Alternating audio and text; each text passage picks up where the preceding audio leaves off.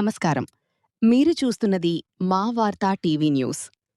4 సంవత్సరాలు. ప్రతిరోజూ ఒక ఆశతో గడిచింది. తమ కష్టార్జిత డబ్బు తిరిగి వస్తుందనే నమ్మకంతో వేలాది కుటుంబాలు ఎదురుచూస్తున్నాయి. ఈరోజు కరీంనగర్ అంబేద్కర్ స్టేడియంలో సమావేశమైన అక్షరా చిట్స్ బాధితులు తమకు చట్టబద్ధంగా న్యాయం చేయాలని ప్రభుత్వాన్ని, పోలీస్ శాఖను మరియు సంబంధిత అధికారులను వేడుకున్నారు. బాధితుల మాటల్లో తమ పొదుపు సొమ్ము కోల్పోయి అనేక కుటుంబాలు ఆర్థిక ఇబ్బందులు ఎదుర్కొంటున్నాయని ఆవేదన వ్యక్తం చేశారు. సంబంధిత ఆస్తులపై చట్టప్రకారం చర్యలు తీసుకుని బాధితులకు న్యాయం చెయ్యాలని వారు డిమాండ్ చేశారు.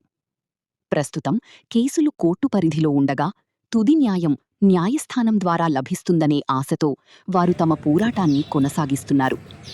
ఈ అంశంపై మీ అభిప్రాయం ఏమిటో కామెంట్ చేయండి. మరిన్ని విశ్వసనీయ స్థానిక వార్తల కోసం మా వార్తా టీవీ ఛానల్ను సబ్స్క్రైబ్ చేయండి. ఇతర జిల్లాలో కూడా అనేక చోట్ల పెట్టి వాటి ద్వారా మోసపోయినటువంటి బాధితులం మేము. ఈ కరీంనగర్ లోపల ఉన్నటువంటి బాధితులమందరం మేము ఏ విధంగా దీన్ని పరిష్కరించుకోవాలని ఇక్కడ సమావేశం కావడం జరిగింది. ఇందులో చిట్టి కట్టి మోసపోయి వాళ్ళు ఉన్నారు, ఇంకా డిపాజిట్ చేసి మోసపోయిన వాళ్ళు ఉన్నారు.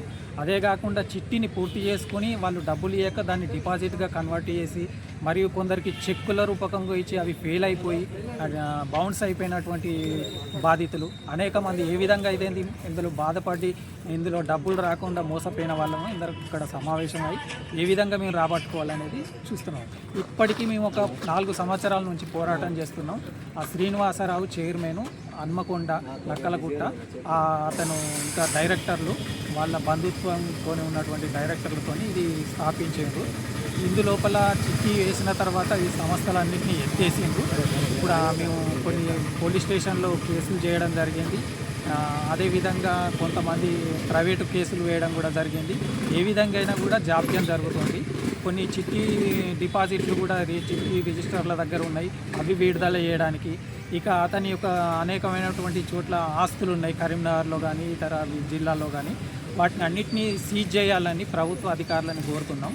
కొన్ని ఒక 40 చోట్ల వరకు ఇప్పటికీ సీజ్ చేసిండ్రు. ఇంకా చాలా చోట్ల వీటిని సీజ్ చేయాలని మేము ప్రభుత్వం ఉన్నతాధికారులను కోరుతున్నాము.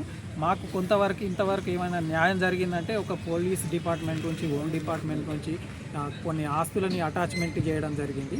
వాటినే ఆధారంగా ఉన్నాయి. ఇంతవరకు మాకు ఇంకా వేరే ప్రోగ్రెస్ ఏం లేదు. వీటిని అన్నిటిని వేలం వేసి పంచుతామని అధికారులు చెప్తున్నారు. దీనికి కోర్టు తీర్పు కూడా మాకు రావాల్సి ఉన్నది. దీని ద్వారా మేము ఒక ట్రస్ట్ ద్వారా మేము అందరం కలిసి కూడా అన్ని జిల్లాల వాళ్ళం కలిసి కూడా ఒక ట్రస్ట్ ద్వారా మేము కేసు వేయడం జరుగుతుంది. ఈ విధంగా ముందుకు పోయి మేము రాబట్టుకోవాలి.